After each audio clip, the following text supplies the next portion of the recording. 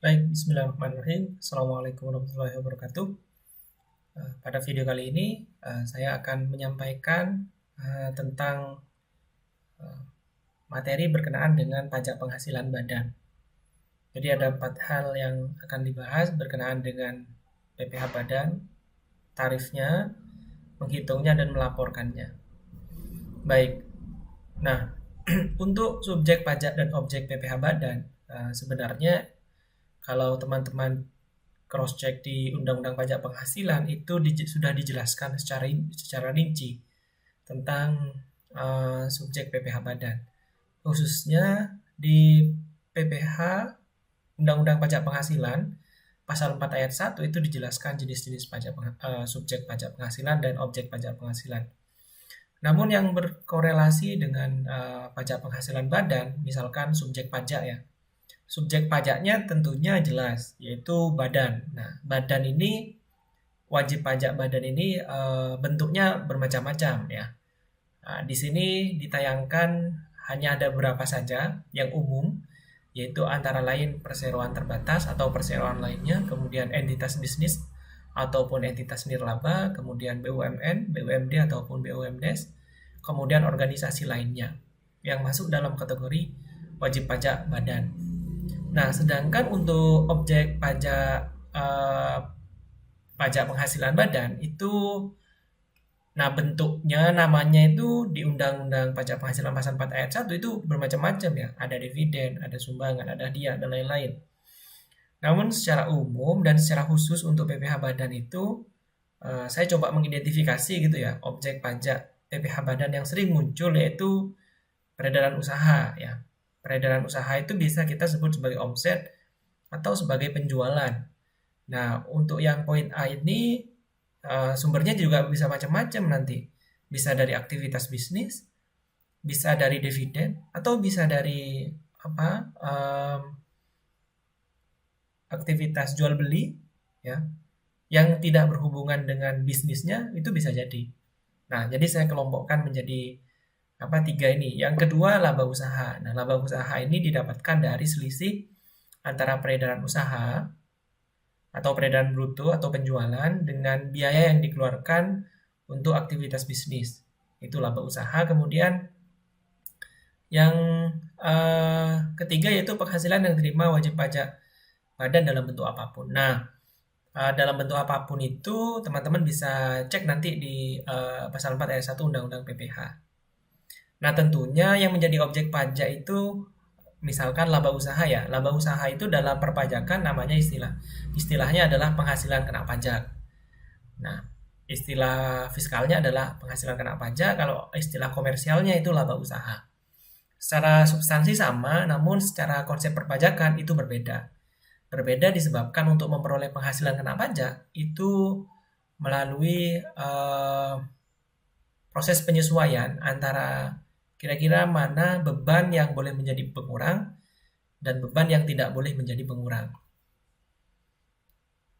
Kemudian tentunya wajib pajak badan itu mempunyai kewajiban lain ya selain PPh badan itu sendiri. Nah, kalau diidentifikasi secara khusus itu ada dua, yaitu PPh pajak penghasilan itu dan pajak pertambahan nilai. Nah, misalkan untuk pajak penghasilan itu tentunya nanti ada PPh 21. Itu pemotongan terhadap gaji karyawan ya.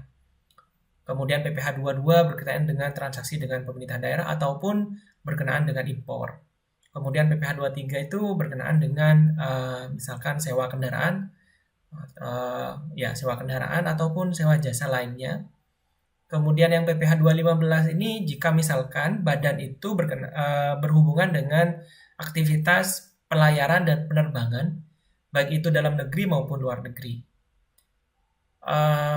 Kemudian PPh 26 ini transaksi atau penghasilan diterima di luar negeri. PPh 25 ini, kalau PPh 25 angsuran pajak ya, angsuran pajak yang dilakukan oleh wajib pajak badan setiap bulan. Kemudian yang terakhir adalah PPh 29 itu pelunasan piutang. Dan yang terakhir ada pelunasan PPh 29 itu pelunasan hutang. Kemudian PPh pasal 4 ayat 2 itu berkenaan dengan transaksi yang bersifat final yang dilakukan oleh wajib pajak badan.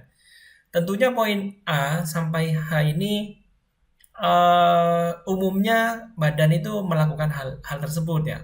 Ada transaksi yang berhubungan dengan pajak 21 sampai 29 ini dilakukan oleh wajib pajak badan.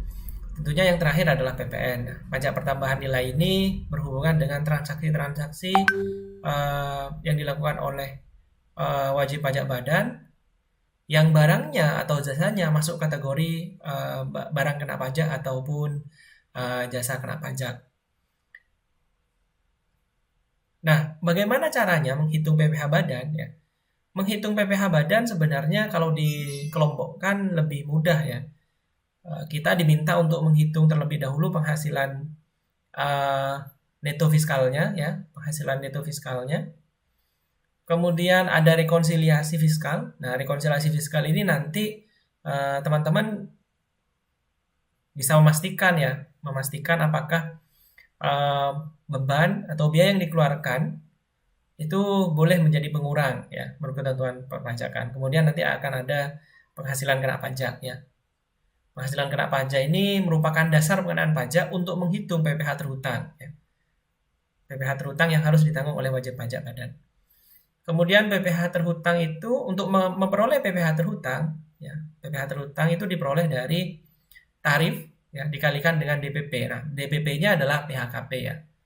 DPP-nya adalah dasar penghasilan kena pajak. Jadi PPh terhutangnya adalah mengalihkan tarif dengan dasar pengenaan pajak. Nah, untuk ketentuan tarif PPh badan, untuk tarif PPh badan itu kita coba golongkan yang mudah saja dulu ya, yang 3 ya. Kita golongkan 3. Yaitu peredaran bruto 0 sampai 4,8 miliar, itu tarifnya 0,5%. 0,5% itu dulu awalnya 1% ya. Itu diatur di PP 46, Peraturan Pemerintah nomor 46 tahun 2013, kemudian ada PP baru yaitu PP 23 tahun 2018. Itu mengatur bahwa jika ada pengusaha wajib pajak badan, ya khususnya badan, tentunya orang pribadi juga boleh. Kalau misalkan peredaran brutonya kurang dari 4,8 dalam 1 tahun, ya, maka menghitung pajaknya adalah mudah sekali ya.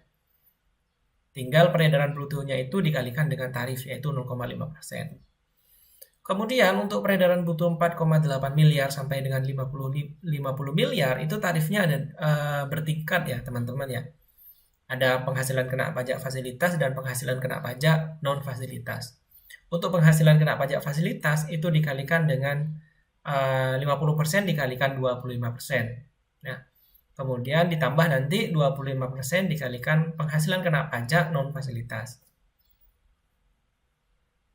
Nah, tentunya tarif 25% ini untuk 2019 ke 2018. Untuk 2020 itu ada tarif baru yaitu 22% ya. Sehingga nanti tinggal teman-teman sesuaikan saja dengan soal. Kalau misalkan soalnya sebelum 2019, 18, 17 itu menggunakan tarif 25%.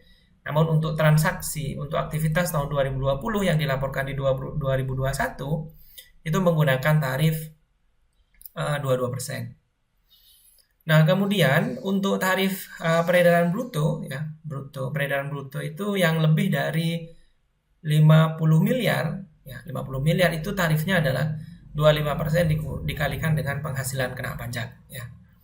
Nah, tentunya seperti yang saya sampaikan tadi bahwa tarif 25% ini disesuaikan nanti dengan aturan-aturan yang terbaru ya, karena tahun depan direncanakan di 2021 tarif untuk PPh badan itu turun ya, dari 22% menjadi 20%. Menjadi 20%. Nah, yang menjadi perhatian teman-teman adalah yang kadang keliru, misalkan di peredaran bruto 0 sampai 4,8 miliar ini dasar pengenaan pajaknya itu adalah peredaran bruto ya, peredaran bruto, bukan laba. Jadi kalau misalkan kalau dilihat di komposisi laba rugi itu paling atas ya, penjualan itu. Nah, beda dengan yang kedua, Yang kedua ini penghasilan kena pajak fasilitas. Tentunya nanti teman-teman harus mencari terlebih dahulu penghasilan kena pajaknya atau laba bruto, laba bersihnya, ya, penghasilan kena pajak. Kemudian tentunya ini nanti untuk memperoleh penghasilan kena pajak fasilitas, teman-teman harus membagi dulu ya 4,8 miliar dibagi dengan penjualan dikalikan dengan laba, ya, dikalikan dengan tarif. Kemudian yang non fasilitas itu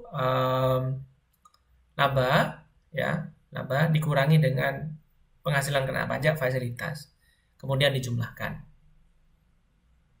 Nah, untuk pelaporan ya teman-teman, untuk pelaporan itu untuk PPh Badan itu pelaporannya tentunya teman-teman sudah sangat paham ya bahwa pelaporannya itu maksimal adalah 30 April ya, setelah tahun pajak berakhir, menggunakan formulir 1771. Nah, bahan-bahan yang harus dipersiapkan teman-teman sebelum melaporkan SPT adalah minimal teman-teman sudah mempunyai laporan laba rugi ya, laporan laba rugi. Nah, tentunya laporan laba rugi itu perlu disesuaikan kembali sehingga menjadi laporan rekonsiliasi fiskal. Baik, itu berkenaan dengan gambaran umum tentang PPh Badan. Kita lanjut pada video selanjutnya. Terima kasih. Wassalamualaikum warahmatullahi wabarakatuh.